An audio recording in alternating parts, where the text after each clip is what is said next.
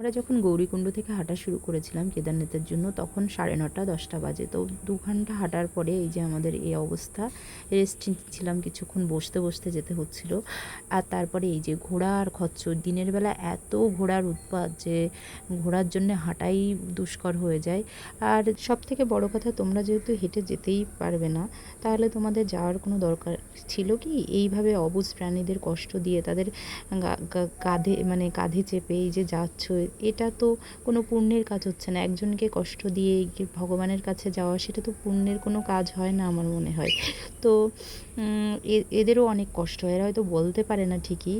অনেকে এরকম আছে, এদেরকে মারতে মারতে নিয়ে যায়, দাঁড়িয়ে যায়, কান্না করে। তো এইগুলো এইখানে গিয়ে ফেস করেছি। সত্যি খুব খারাপ লাগছিল এই অবুঝ প্রাণীদের উপর। এই উদ্দেশ্যে আমার বোন একটা কথা বলেছে, দেখো। হ্যাঁ, अपनी पैर के साथ হ্যাঁ, दोनों सैनिक की क्षमता अगर हो तभी केदारनाथ आए। হ্যাঁ, नहीं तो मत आए। ओके ओके, ठीक है। बहुत दूर तक चल के आए हैं और भी जाना है बहुत दूर। और कितने किलोमीटर है? 12-13 किलोमीटर। 2-3 घंटे तो लग ही जाएगा ना, उससे ज़्यादा लगेगा। 4-5 घंटे लगेगा।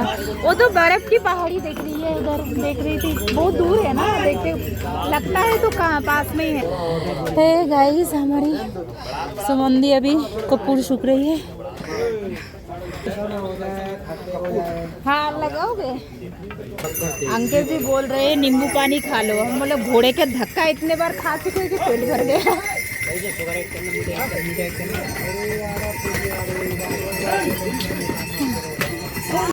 সকাল 10টার সময় হাঁটা শুরু করে গৌরীকুণ্ড থেকে এখনও 4 কিলোমিটার পথ আমাদেরকে যেতে হবে। তখনও বাজে কিন্তু সন্ধ্যা 7টা। আমাদের প্রায় 12 ঘন্টা লেগে গেছিলো পৌঁছাতে। রাতে গিয়ে পৌঁছেছিলাম। আর তারপরে গিয়ে আমরা নিয়েছিলাম একটা টেন্ট হাউস। তো টেন্ট হাউস থেকে মর্নিংয়ের ভিউটা তোমরা শুধু একটু দেখো, নজর কাড়া একটা ভিউ।